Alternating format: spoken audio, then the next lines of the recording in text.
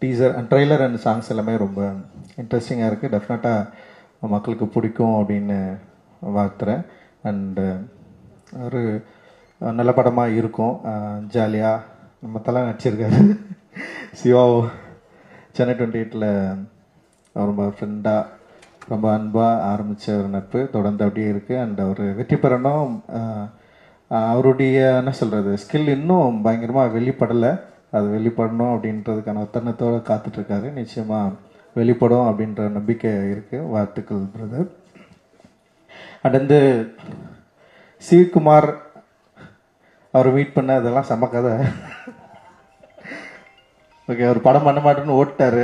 ஓடினவர் வந்து அவர் ஏதோ ஒரு படமாக நான் வந்து போய் ட்ரை பண்ணுறப்போ பேசிட்டே இருந்தோம். ரொம்ப நாள் பேசிட்டே இருந்தோம். படம் பண்ணலான்னு சொல்லிட்டு அட்வான்ஸ் மட்டும் தரமாட்டேன்றாரு. ஆனால் நல்லா இருக்குது, படம் பண்ணலான்னு சொல்லிட்டே இருந்தார். அப்புறம் என்ன பண்ணாருன்னா ஏதோ ஒரு படம் போயிட்டு ப்ரிவியூ பார்க்க போயிட்டார். பாதி படம் முடிச்சிருந்தது. இவர் கூப்பிட்டு ஒரு 1 கோடி ரூபா கொடுத்தீங்களா படத்தை முடிச்சிடலான்னு சொல்லிட்டு அவர் கூப்பிட்டு காட்டியிருக்காங்க. அந்த படம் பார்த்துட்டு அப்படியே ஓடிட்டார் அவர். ஏன்னா வந்து படமே எடுக்க வேணாம் அப்படின்ற மாதிரி ஒரு முடிவுக்கு வந்துட்டார். வந்ததுக்கப்புறம் நான் என்ன பண்ணேன்னா, என்னடா இவர் வந்து படம் பண்ண மாட்டேன்னாருன்னு சொல்லிட்டு மோசஸ்ன்னு என் ஃப்ரெண்ட் ஒருத்தருக்கான், இப்போ படம் பண்ணுறான், என்னோட அசிஸ்டன்ட் டைரக்டர் தான். நானும் மோசஸ் என்ன பண்ணேன், எங்களுக்கு தெரிஞ்ச இங்கிலீஷில் ஒரு லெட்டர் எழுதணும். ஒரு மெயில் எழுதி தலைவனுக்கு அனுப்பிச்சுட்டோம். அது படித்த உடனே கூப்பிட்டாரு. ஒரு 50,000 அட்வான்ஸ் கொடுத்தாரு.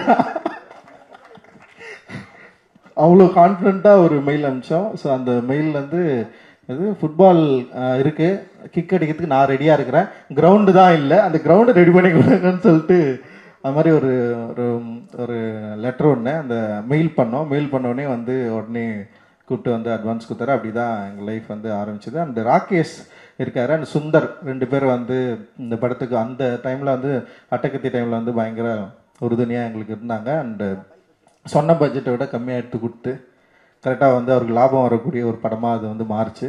ஸோ அதனால தான் பீஸா ஆரம்பித்தார். உடனே வந்து ஆரம்பித்தார். ஸோ அதுக்கப்புறம் வந்து சுதுகவும், அப்புறம் 3 பேருக்கும் வந்து ஒரே கண்டிஷன், சந்தோஷ் நாராயணன். சந்தோஷ் வந்து ஃபஸ்ட்டு நான் மீட் பண்ணேன். சந்தோஷ் ஓகே ஒரு டவுஸ் போட்டு வந்து ஒரு ஸ்டுடியோவில் இங்கே இருந்தோடனே வந்து அந்த மியூசிக் வந்து எனக்கு என்னன்னா சந்தோஷ் கூட எனக்கு மியூசிக் ஓரளவுக்கு வேற ஒரு அப்படின்னு சொல்லிடுறேன். நான் போயிட்டு கேட்டேன், ஓகே பரவாயில்ல, ஆனால் எனக்கு வேற மியூசிக் வேணுமாமே அப்படின்னு சொன்னேன். அவர் போட்டு காட்டினது எனக்கு எதுவும் பிடிக்கல, இருந்தாலும் வந்து பரவாயில்ல நம்ம பண்ணலான்னு சொல்லிட்டு அப்படி ஆரம்பிச்சது தான். அண்ட் வந்து சந்தோஷோடைய மியூசிக்கை பற்றி எல்லாருக்குமே தெரியும்.